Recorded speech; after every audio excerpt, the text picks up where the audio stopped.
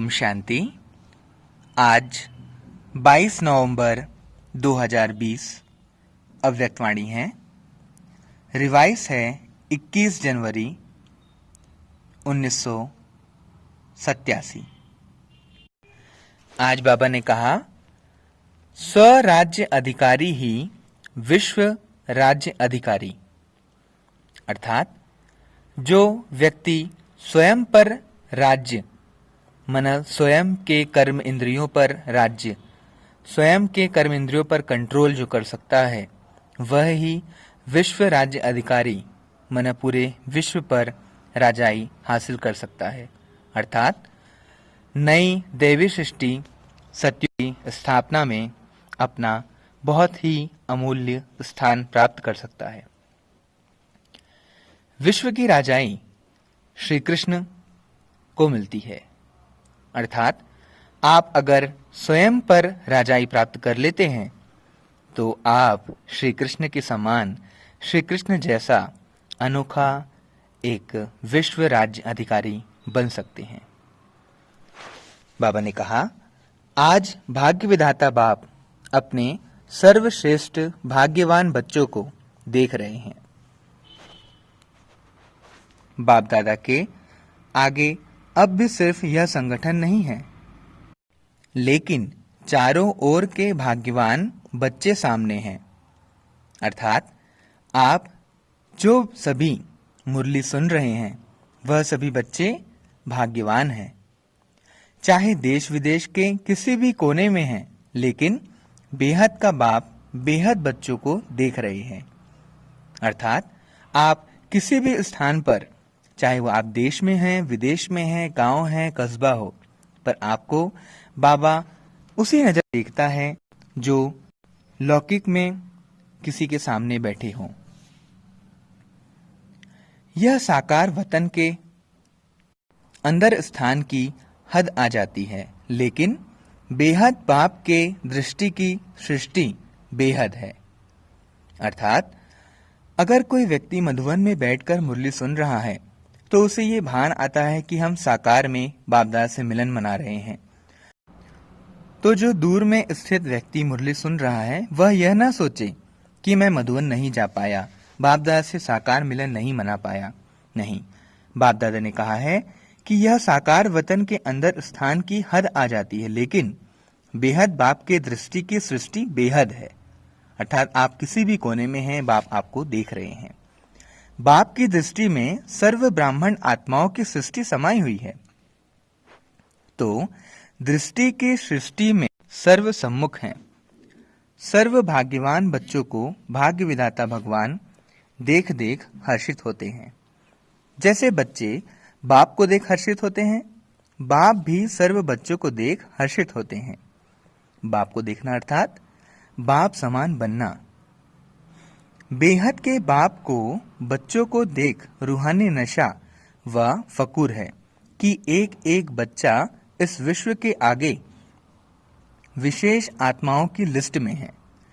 चाहे 16,000 की माला का लास्ट मड़का भी है, फिर भी बाप आगे आने से विश्व के आगे विशेष आत्मा है।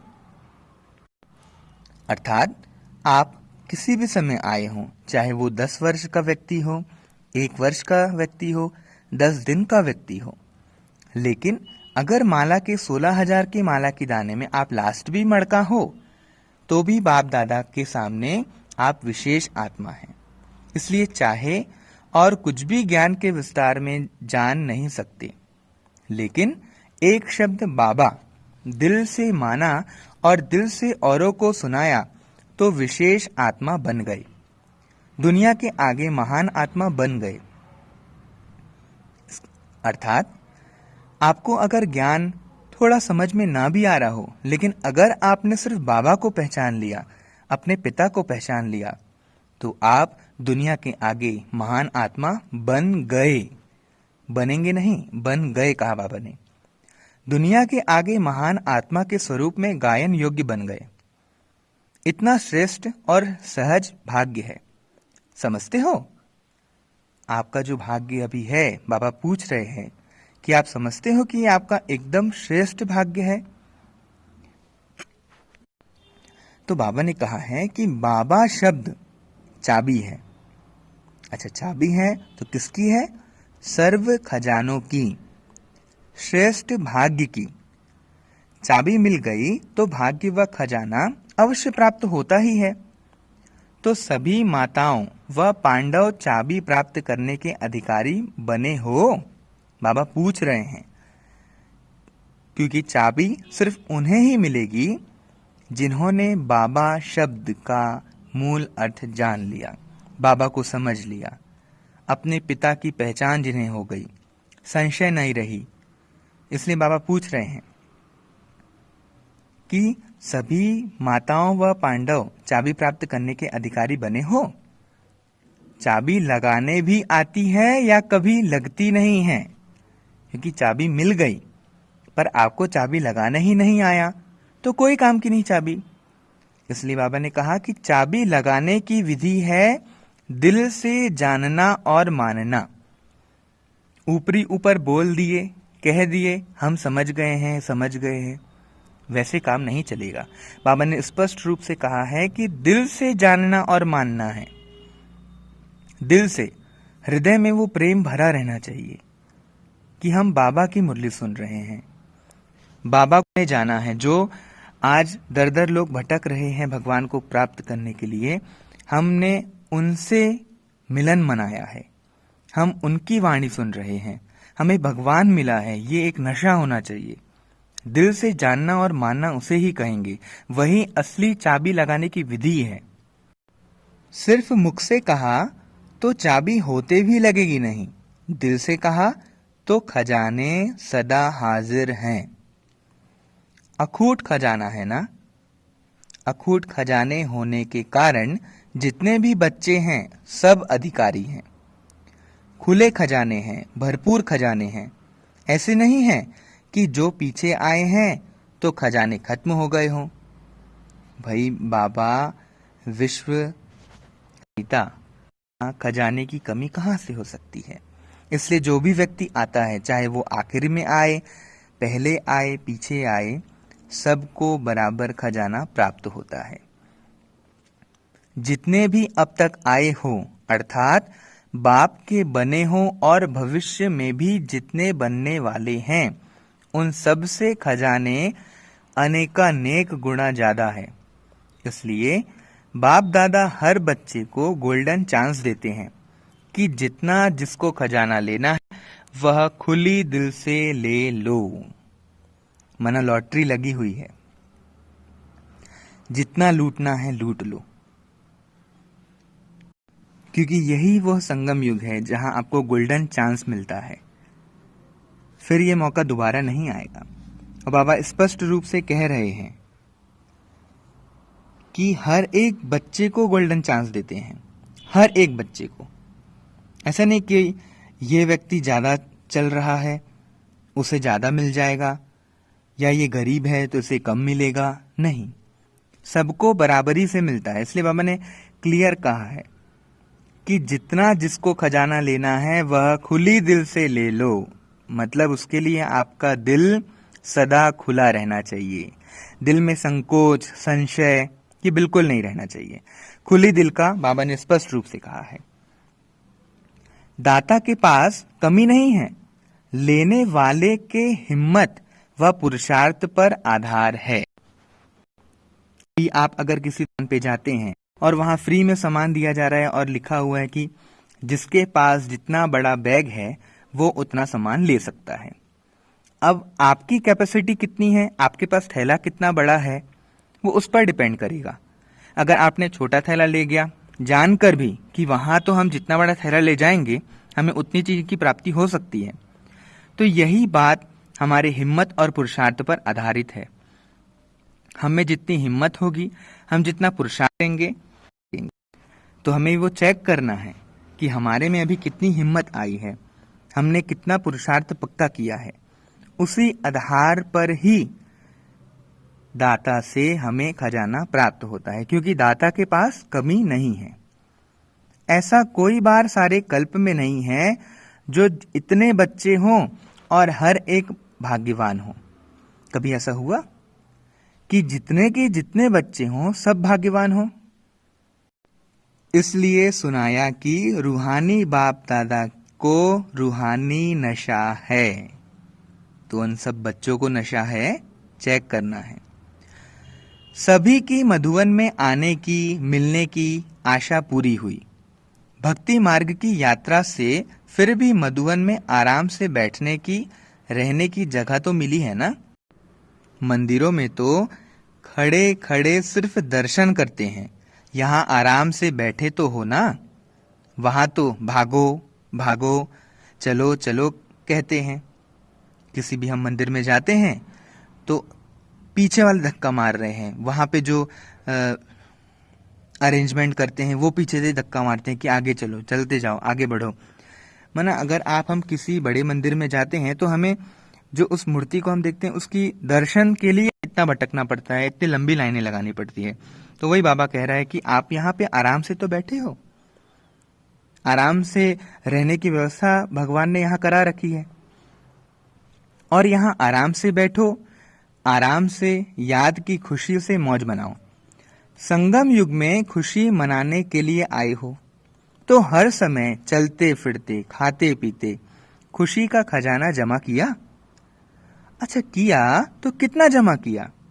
इतना किया जो 21 जन्म आराम से खाते रहो, या सिर्फ 1-2 जन्म के लिए जमा किया? बाबा पूछ रहे हैं कि आपने इतना जमा किया कि 21 जन्म आराम से खाते रहो। अर्थात आप सतयुग के पहले जन्म में आने वाले व्यक्ति हो या दूसरे, तीसरे, 5वें जन्म में आने वाले व्यक्ति हो। आपने कितना पुरुषार्थ किया, आपने इतनी पूंजी जमा की जो आपको पूरा 21 जन्म का आराम प्राप्त हो। मधुवन विशेष सर्व खजाने जमा करने का स्थान है। इसलिए बाबा कह रहे हैं कि मधुवन जो है वो सर्व खजाना जमा करने का स्थान है, क्योंकि यहाँ एक बाप दूसरा न कोई। यह साकार रूप में भी करते हो, वहां वृद्धि द्वारा अनुभव करते हो, लेकिन यहाँ प्रत्यक्ष साकार जीवन में भी सिवाय बाप और ब्राह्मण परिवार के और कोई नजर आता है क्या? तो बाबा ने क्लियर करके पूछा है कि यहाँ प्रत्यक्ष साकार जीवन में भी सिवाय बाप और ब्राह्मण परिवार के और कोई नजर आता है क्या? एक ही लगन, एक ही बातें, एक ही परिवार के और एक रस स्थिति, हर चीज में एक बोला है बाबा ने, और कोई रस है ही नहीं। पढ़ना और पढ़ाई द्वारा शक्तिशाली बनना, मधुवन में यही काम। फिर बाबा ने पूछा है कि कितने क्लास करते हो? तो यहाँ विशेष जमा करने का साधन मिलता है, इसलिए सब भाग भाग कर पहुंच गए हैं। बाप दादा सभी बच्चों को विशेष यही स्मृति दिलाते हैं कि सदा स्वराज्य अधिकारी स्थिति में आगे बढ़ते चलो। स्वराज्य अधिकारी, यही निशानी है विश्व राज्य अधिकारी बनने की। टाइटल भी हमारा यही था कि स्वराज्य अधिकारी ही विश्व राज्य अधिकारी। फिर बाबा ने कहा कि कई बच्चे रूह रिहान करते हुए बाप से पूछते हैं कि हम भविष्य में क्या बनेंगे, राजा बनेंगे या प्रजा बनेंगे? तो बाप दादा बच्चों को रेस्पॉन्ड करते हैं, मतलब बतलाते हैं कि अपने आप को एक दिन भी चेक करो तो मालूम पड़ जाएगा कि मैं राजा बनूंगा व साहूकार बनूंगा व प्रजा बनूंगा। अर्थात अगर कोई विद्यार्थी स्कूल में जाता है और पूरे साल भर की अगर वो पढ़ता है, स्कूल में कैसा वो ज्ञान प्राप्त किया है, उसे पता होता है कि अगर मैंने एग्जाम दिया है तो मुझे परसेंटेज कितने आएंगे, मैं किस डिवीजन में आऊँगा, 70 मार्क्स आएंगे, 60 मार्क्स आएंगे, वो उसका अनुमान लगा लेता है। इसलिए बाबा ने कहा है कि अगर बच्चे स्वयं को एक दिन भी चेक करो तो मालूम पड़ जाएगा कि वो राजा बनेंगे या साहूकार बनेंगे या फिर प्रजा में आएंगे। इसका मतलब आपको हर पल, हर सेकंड आपको यह चेक करना है कि आप क्या बनेंगे, क्योंकि बाबा ने कहा था कि संगम युग का हर एक सेकंड एक एक वर्ष के बराबर है। तो आपको 1 सेकंड से भी कितना नई बारीकी देखना पड़ेगा आपके अंदर की, क्योंकि बाबा ने कहा है कि 1 दिन भी चेक करो और आपका संगम युग का 1 सेकंड 1 वर्ष के बराबर है। अब आप सोचिए कि आपको उस सेकंड में भी कितना बारीकी से ध्यान देना पड़ेगा। पहले अमृत वेले से अपने मुख्य 3 कारोबार के अधिकारी अपने सहयोगी साथियों को चेक करो। तो बाबा ने 3 जो हमारे मुख्य कारोबार करने वाले हैं उन्हें कहा है। इसमें कौन कौन है? तो पहला बाबा ने कहा है मन, अर्थात संकल्प शक्ति, क्योंकि आत्मा के मुख्य यही होते हैं, मन, बुद्धि और संस्कार। तो बाबा ने मन मतलब संकल्प शक्ति कहा है कि आप कैसे संकल्प चला रहे हैं उसी अनुसार आपकी शक्ति निर्भर करती है। दूसरा है बुद्धि, अर्थात निर्णय शक्ति। आपने कैसा संकल्प किया उस पर ही आधारित होगा निर्णय करने का।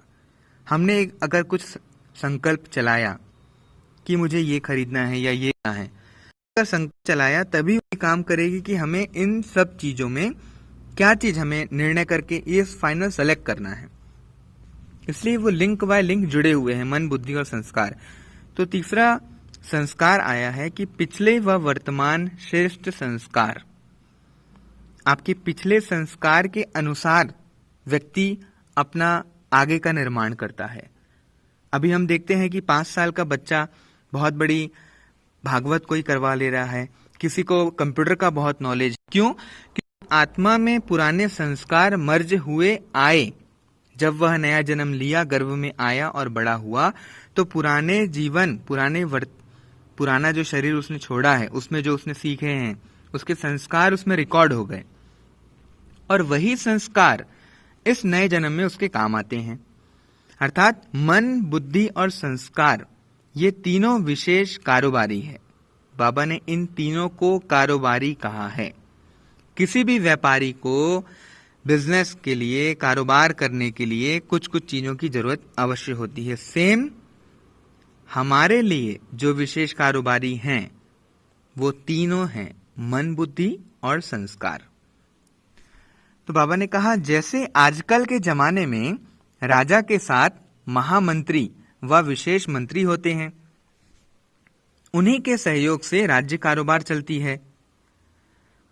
और आज के जमाने में बाबा ने कहा मंत्रियों और महामंत्रियों के बारे में कहा, और आज के जमाने में हम देखते हैं कि मुख्यमंत्री हो चाहे प्रधानमंत्री हो, वह सारा निर्णय खुद नहीं लेते, वह सलाहकार रखते हैं।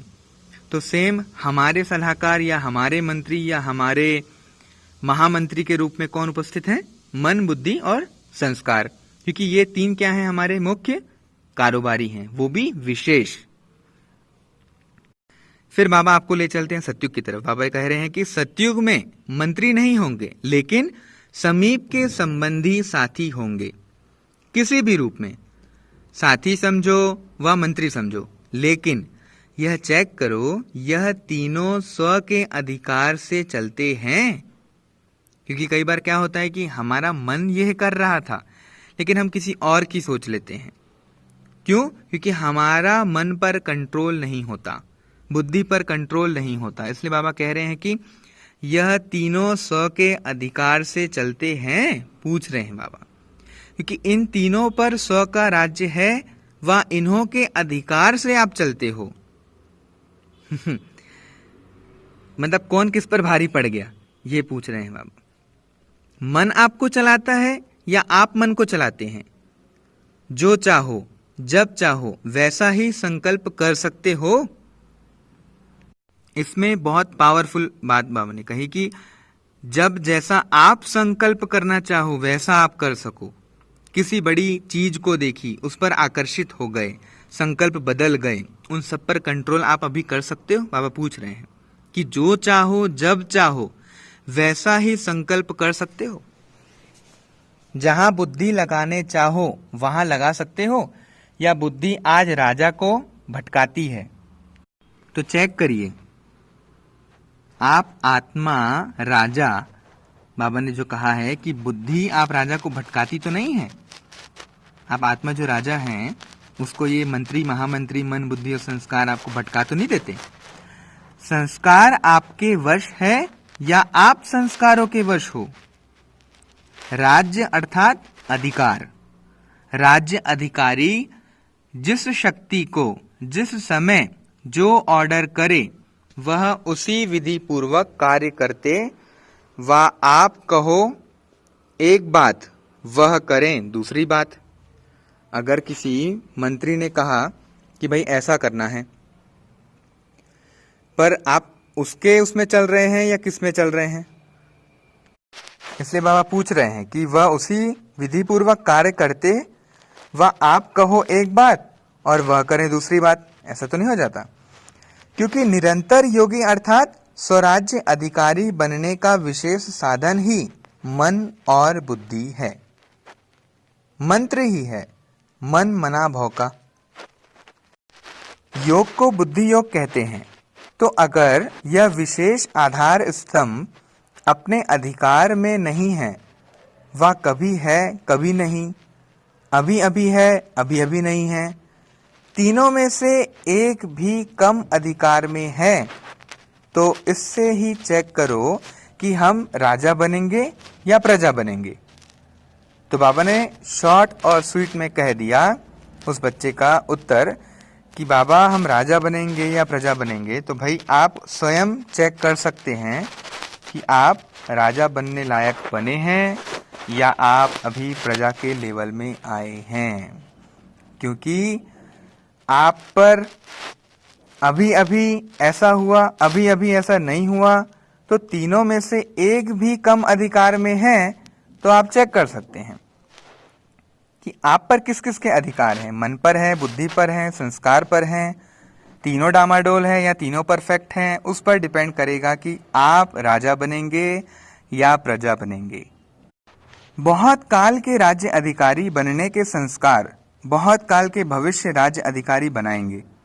अगर अभी अधिकारी कभी वशीभूत हो जाते हो तो आधा कल्प अर्थात पूरा राज्य भाग्य का अधिकार प्राप्त नहीं कर सकेंगे, क्योंकि जन्म कम हो जाएंगे। आधा समय के बाद त्रेता युगी राजा बन सकते हो।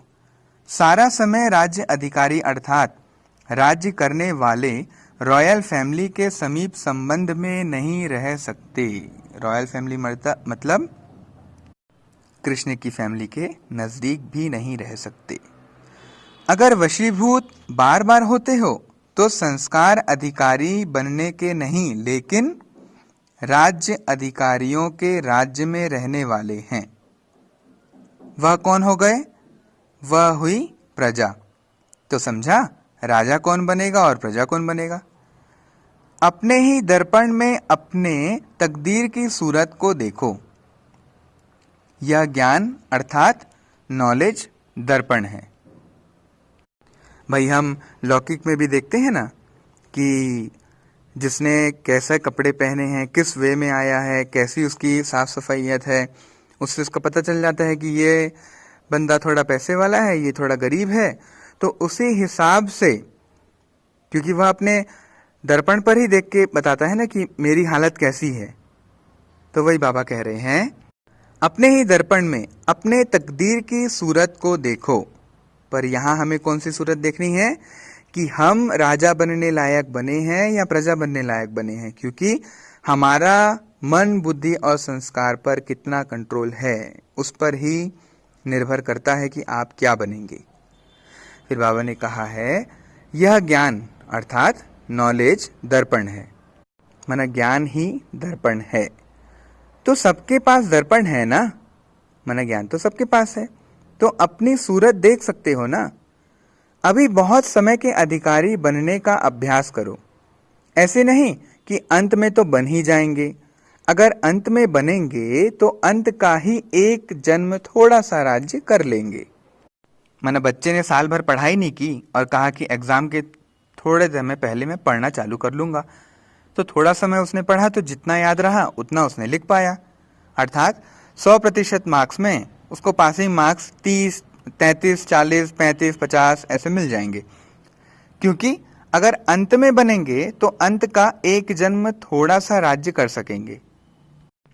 उसका एग्जाम्पल इसमें हमको क्लियर दिख रहा है कि अगर जितना पुरुषार्थ आपने किया 84 जन्म तभी प्राप्त होंगे ना आपको।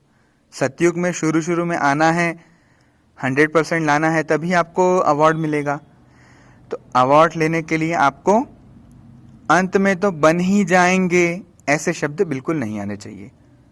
फिर बाबा ने कहा लेकिन यह भी याद रखना कि अगर बहुत समय का अब से अभ्यास नहीं होगा व आदि से अभ्यासी नहीं बने हो, आदि से अब तक यह विशेष कार्यकर्ता आपको अपने अधिकार में चलाते हैं व डगमग स्थिति करते रहते हैं, अर्थात धोखा देते रहते हैं, दुख की लहर का अनुभव कराते रहते हैं, तो अंत में भी धोखा मिल जाएगा।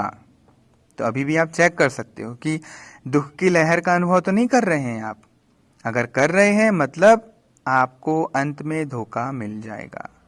धोखा अर्थात दुख की लहर जरूर आएगी, तो अंत में भी पश्चाताप के दुख की लहर आएगी। इसलिए बाप दादा सभी बच्चों को फिर से स्मृति दिलाते हैं कि राजा बनो और अपने विशेष सहयोगी कर्मचारी व राज्य कारोबारी साथियों को अपने अधिकार से चलाओ। सहयोगी कर्मचारी कौन? मन, बुद्धि व संस्कार। फिर बाबा पूछ रहे हैं कि समझा? फिर बाबा कहते हैं बाप दादा यही देखते हैं कि कौन कौन कितने स्वराज्य अधिकारी बने हैं। अच्छा, तो सब क्या बनने चाहते हो? राजा बनने चाहते हो? तो अभी स्वराज्य अधिकारी बने हो व यही कहते हो कि बन रहे हैं, बन तो जाएंगे। गे नहीं करना, जाएंगे तो बाप भी कहेंगे अच्छा राज्य भाग्य देने को भी देख लेंगे। माना अगर आपने गे लगाया तो बाबा भी कहते हैं कि भाई हम राज्य भाग्य देने को भी देख लेंगे। सुनाया ना, बहुत समय का संस्कार अभी से चाहिए। तब तो कहा जाता है ना practice make a man perfect. माना आप जितनी प्रैक्टिस करोगे उतने परफेक्ट बनोगे। आप नौकरी पेशे में भी अगर आप रहते हैं तो आपने जितनी प्रैक्टिस की, जितना अनुभव रहा, उस हिसाब से आपकी सैलरी बढ़ते जाती है। तो कुल मिला के हमें प्रैक्टिस करना है। तो वही बाबा कह रहे हैं कि बहुत समय का संस्कार अभी से चाहिए। वैसे तो बहुत काल का नहीं है, थोड़ा काल का है, लेकिन फिर भी इतने समय का भी अभ्यास नहीं होगा तो फिर लास्ट समय यह उल्हाना नहीं देना कि हमने तो समझा था लास्ट में ही हो जाएंगे। इसलिए कहा गया है कब नहीं अब। कब हो जाएगा नहीं, अब होना ही है, बनना ही है। अपने ऊपर राज्य करो, अपने साथियों के ऊपर राज्य करना नहीं शुरू करना। इनडायरेक्टली बाबा ने यह भी कह दिया कि आप अधिकार अपने ऊपर ही चला सकते हैं। बाबा ने स्पष्ट रूप से कह दिया। क्या कहा? कि अपने साथियों के ऊपर राज्य करना नहीं शुरू करना कि भाई तुम ऐसा करते हो, तुम ये सुधारो। भाई बाबा कह रहे हैं कि तुम अपने आप को तो सुधारो पहले। आप अपने साथियों के ऊपर राज्य करना शुरू मत करना। जिसका स्व पर राज्य है उसके आगे अभी भी स्नेह के कारण सर्व साथी भी, चाहे लौकिक हो चाहे अलौकिक, सभी जी हजूर हां जी कहते हुए साथी बनकर के रहते हैं। अर्थात आपने स्व का निर्माण कर लिया तो फिर आपको दूसरों को चिल्लाने की, धमकाने की या साथियों के ऊपर राज्य करने की जरूरत नहीं पड़ेगी। सब जी हजूरी अपने आप हो जाएगी। हाजी का पाठ लोग अपने आप बजाने लग जाएंगे। इसलिए हमें स्वयं पर मुख्य पुरुषार्थ करना है। स्नेही और साथी बन हांजी का पाठ प्रैक्टिकल में दिखाते हैं। जैसे प्रजा राजा की सहयोगी होती है, स्नेही होती है, ऐसे आपकी यह सर्व कर्मेंद्रियां, विशेष शक्तियां सदा आपके स्नेही सहयोगी रहेंगी और इसका प्रभाव साकार में आपके सेवा के साथियों व लौकिक संबंधियों साथियों में पड़ेगा। फिर बाबा ने एकदम स्पष्ट रूप से कह दिया है कि दैवी परिवार में अधिकारी बन ऑर्डर चलाना यह नहीं चल सकता। दैवी परिवार में जो अभी कुछ जगह चलता है ऑर्डर चलाने का काम, तो बाबा ने स्पष्ट रूप से कहा स्वयं अपने सहयोग की ऑफर करेंगे, क्योंकि आप स्वराज्य अधिकारी हैं। जैसे राजा अर्थात दाता, तो दाता को कहना नहीं पड़ता अर्थात मांगना नहीं पड़ता, तो ऐसे स्वराज्य अधिकारी बनो। अच्छा, यह मेला भी ड्रामा में नूंद है। वह ड्रामा कह रहे हैं ना, दूसरे लोग कभी हाय ड्रामा कहेंगे, कभी वह ड्रामा, और आप सदा क्या कहते हो? वह ड्रामा वह। जब प्राप्ति होती है ना, तो प्राप्ति के आगे कोई मुश्किल नहीं लगता है। तो ऐसे ही जब इतने श्रेष्ठ परिवार से मिलने की प्राप्ति हो रही है, तो कोई मुश्किल नहीं लगेगा। मुश्किल लगता है? खाने पर ठहरना पड़ता है, खाओ तो भी प्रभु के गुण गाओ, और क्यू में ठहरो तो भी प्रभु के गुण गाओ। माना खाने के लिए जब लाइन लगानी पड़ती है तो भी प्रभु के गुण गाते रहना, यही काम करना है ना। यह भी रिहर्सल हो रही है, माना आप कितने शांत और मन से भोजन कर रहे हैं, यह भी रिहर्सल हो रही है, क्योंकि आप लाइन में खड़े हैं, 2 घंटे बाद आपकी लाइन आ रही है, तो आपकी स्थिति अपने आप चेक करने का मौका मिल रहा है आपको। अभी तो कुछ भी नहीं है, अभी तो और वृद्धि होगी ना। ऐसे अपने को मोल्ड करने की आदत डालो। जैसा समय वैसे अपने आप को चला सकें। तो पट माना जमीन में सोने की भी आदत पड़ गई ना। ऐसे तो नहीं खटिया नहीं मिली तो नींद नहीं आई, टेंट में भी रहने की आदत पड़ गई ना। अच्छा लगा? ठंडी तो नहीं लगती? बाबा पूछ रहे हैं, क्योंकि माउंट में आते थे उस समय बाबा, तो ठंडी काफी होती थी। अभी सारे आबू में टेंट लगाए। टेंट में सोना अच्छा लगा या कमरा चाहिए? मतलब बाबा उस समय पूछे थे कि टेंट में अच्छा लग रहा है या कमरा चाहिए, तो आज बाबा ने सबको कमरे भी दिलवा दिए। याद है पहले पहले जब पाकिस्तान में थे तो महारथियों को ही पट में सुलाते थे। जो नामी ग्रामी महारथी होते थे उन्हों को हाल में पट में टिफूटी माना 3 फुट देकर सुलाते थे। 3-3 फुट की दूरी बांट दिया करते थे। और जब ब्राह्मण परिवार की वृद्धि हुई तो भी कहाँ से शुरुआत की? टेंट से ही शुरुआत की ना। पहले पहले जो निकले वह भी टेंट में ही रहे। टेंट में रहने वाले सेंट हो गए। सेंट माना महात्मा। साकार पाठ होते भी टेंट में ही रहे। तो आप लोग भी अनुभव करेंगे ना।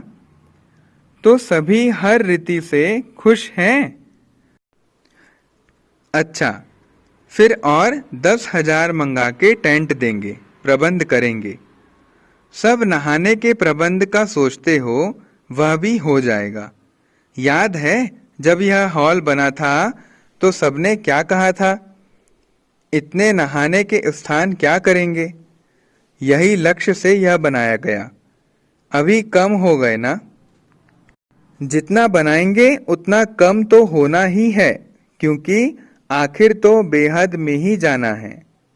अभी प्रत्यक्ष हमें देखने मिलता है कि 25,000 के रहने की व्यवस्था है, फिर भी आज भी टेंट लगाने की आवश्यकता पड़ जाती है। अच्छा, फिर बाबा ने कहा सब तरफ के बच्चे पहुंच गए हैं, तो यह भी बेहद के हाल का श्रृंगार हो गया है। नीचे भी बैठे हैं, भिन्न भिन्न स्थानों पर मुरली सुन रहे हैं। यह वृद्धि होना भी तो खुशनसीबी की निशानी है। वृद्धि तो हुई, लेकिन विधि पूर्वक चलना। ऐसा नहीं यहाँ मधुवन में तो आ गए, बाबा को भी देखा, मधुवन भी देखा, अभी जैसा चाहे वैसा चले। ऐसा नहीं करना, क्योंकि कई बच्चे ऐसा करते हैं। बाबा स्पष्ट कह दे रहा है कि कई बच्चे ऐसा करते हैं कि भाई मधुवन में भी हो आए, बाबा से भी मिल लिए, अब जैसा भी चलेंगे वैसा चल जाएगा। तो वैसा बिल्कुल नहीं चलेगा। फिर बाबा कह रहे हैं कि जब तक मधुवन में आने को नहीं मिलता तब तक पक्के रहते हैं, फिर जब मधुवन देख लिया तो थोड़े अलबेले हो जाते हैं। तो अलबेले नहीं बनना, ब्राह्मण अर्थात ब्राह्मण जीवन है। तो जीवन तो सदा जब तक है तब तक है। जीवन बनाई है ना, जीवन बनाई है या थोड़े समय के लिए ब्राह्मण बने हैं? माना फॉर्मेलिटी निभाने के लिए ब्राह्मण बने हो या परमानेंट जीवन बनाने के लिए? बाबा पूछ रहे हैं। सदा अपने ब्राह्मण जीवन की विशेषताएं साथ रखना, क्योंकि इसी विशेषताओं से वर्तमान भी श्रेष्ठ है और भविष्य भी श्रेष्ठ है। अच्छा, बाकी क्या रहा? टोली। वरदान तो वरदाता के बच्चे ही बन गए।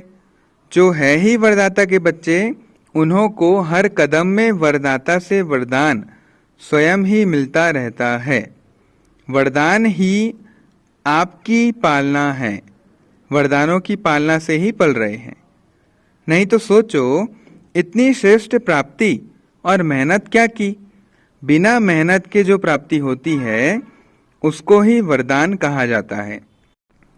तो मेहनत क्या की और प्राप्ति कितनी श्रेष्ठ है? मतलब कम मेहनत में ज्यादा प्राप्ति है। जन्म जन्म प्राप्ति के अधिकारी बन गए तो वरदान हर कदम में वरदाता का मिल रहा है और सदा ही मिलता रहेगा। दृष्टि से, बोल से, संबंध से वरदान ही वरदान है। अच्छा, फिर बाबा ने कहा, अभी तो गोल्डन जुबली मनाने की तैयारी कर रहे हो। गोल्डन जुबली अर्थात सदा गोल्डन स्थिति में स्थित रहने की जुबली मना रहे हो। चेक करो कि आपका ये वर्ष भी गोल्डन जुबली बन रहा है, क्योंकि बाबा ने गोल्डन जुबली का अर्थ ही दूसरा बताया। गोल्डन स्थिति में स्थित रहने की जुबली को गोल्डन जुबली कहा है, माना हर वर्ष गोल्डन जुबली हो सकता है। सदा रियल गोल्ड, जरा भी खाद मिक्स नहीं, इसको कहते हैं गोल्डन जुबली।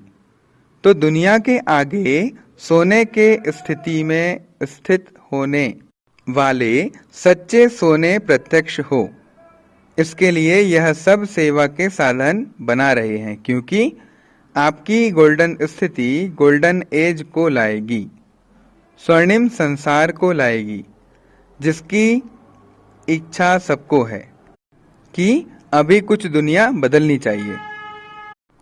तो स्व परिवर्तन से विश्व परिवर्तन करने वाली विशेष आत्माएं हो। आप सबको देख आत्माओं को यह निश्चय हो, शुभ उम्मीदें हो कि सचमुच स्वर्णिम दुनिया आई की आई। सैंपल को देख करके निश्चय होता है ना, अच्छी चीज है।